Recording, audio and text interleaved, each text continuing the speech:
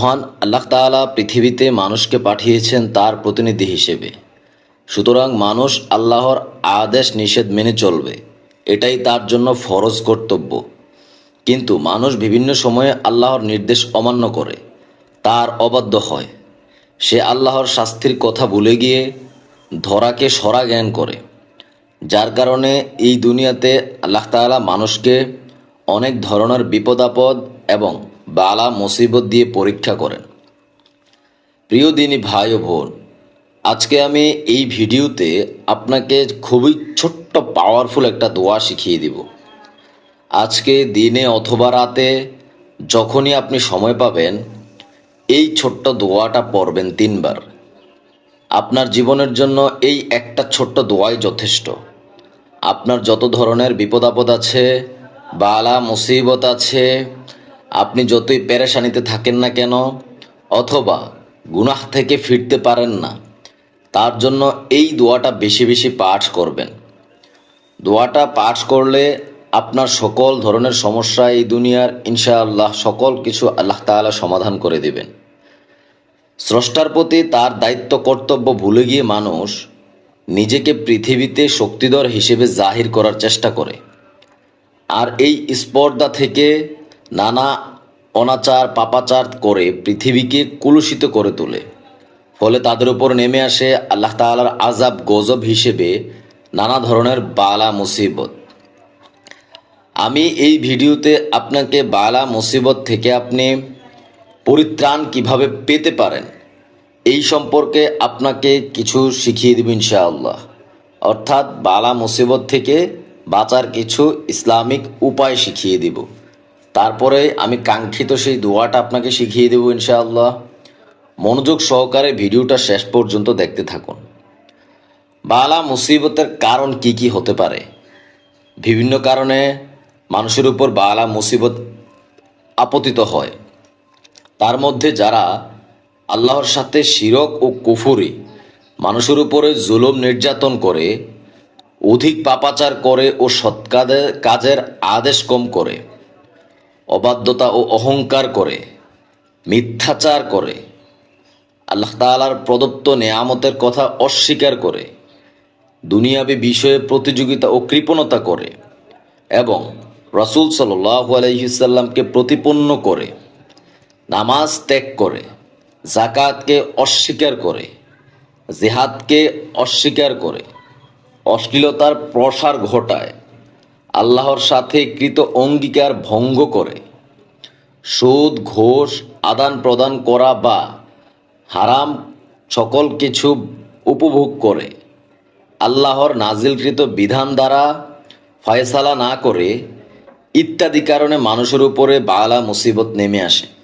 অর্থাৎ কি কি কারণে বালা মুসিবত নেমে আসে একটু মনোযোগ সহকারে শুনুন। আপনার কাছে আমার বিনীতভাবে অনুরোধ থাকবে, অনেকেই আছে এই কারণগুলো জানে না এবং এই দোয়াটা জানে না।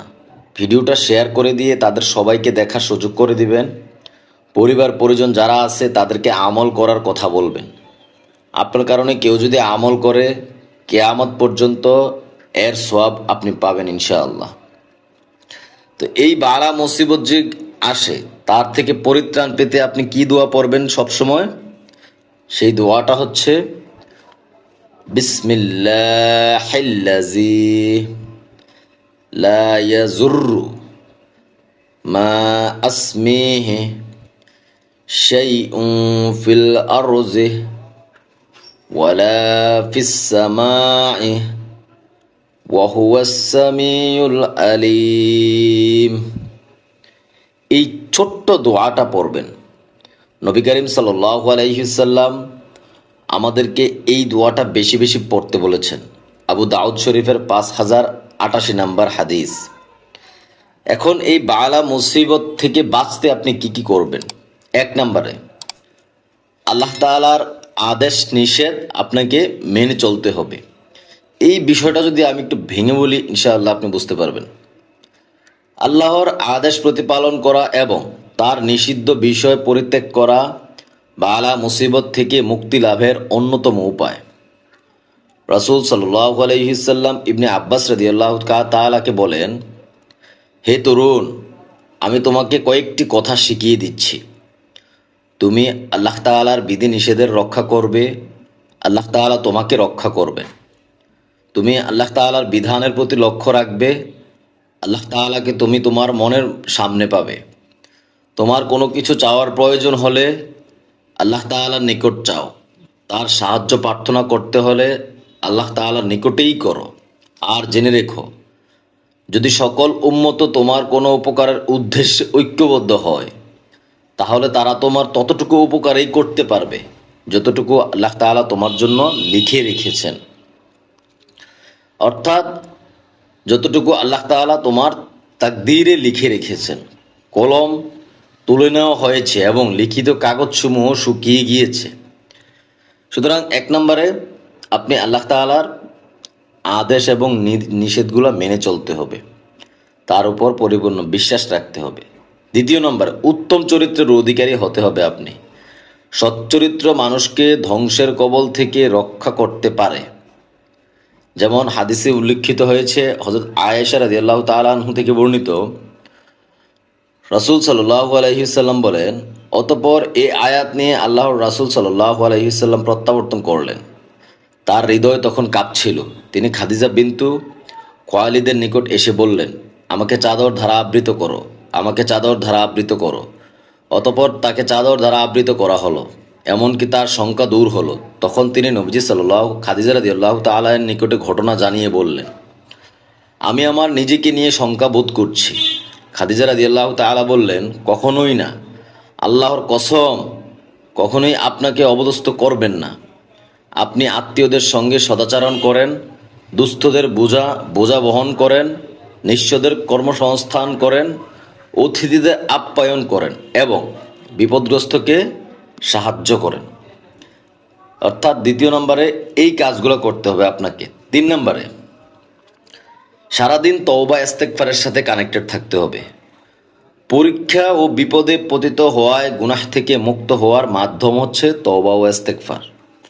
তবে শর্ত হলো ওই পরীক্ষা ও বিপদের সময় ধৈর্য ধারণ করতে হবে এবং আল্লাহ তাআলার জন্য সওয়াবের আশা পোষণ করতে হবে। তাহলে আল্লাহর রহমতে আল্লাহ তাআলা আপনার ওই সকল বিপদ আপদ এবং বালা মুসিবত দূর করে দিবেন। আল্লাহ ভীতিপূর্ণ অর্জন করতে হবে, যেটাকে বলা হয় তাকওয়াপূর্ণ। তাকওয়া হচ্ছে সকল আমল সংশোধনের উপায়। সুতরাং এই তাকওয়া পূর্ণ হতে হবে আপনাকে। খাদ্য পানীয়ের পাত্রসমূহ ঢেকে রাখা, খাদ্য পান পাত্রসমূহ ঢেকে রাখার জন্য বিশেষভাবে নির্দেশ দেওয়া হয়েছে ইসলামে। সুতরাং অর্থাৎ আপনি যখন কোনো খাদ্য রাখবেন অথবা কোনো পানি রাখবেন, ঢাকনা দিয়ে রাখতে হবে এবং দোয়া পড়তে হবে। আর এই দোয়াটাই আমি আপনাকে শিখিয়ে দিয়েছি ইনশাআল্লাহ। আশা করব দোয়াটা সবসময় পড়ার চেষ্টা করবেন। আল্লাহ তাআলার উপর ধৈর্য রেখে, পরিপূর্ণ বিশ্বাস রেখে এই দোয়াটা আমল করে যাবেন।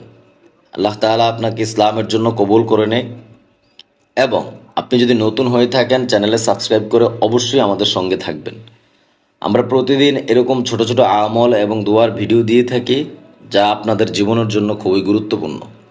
ভালো থাকবেন। আসসালামু আলাইকুম ওয়া রাহমাতুল্লাহি ওয়া বারাকাতুহু।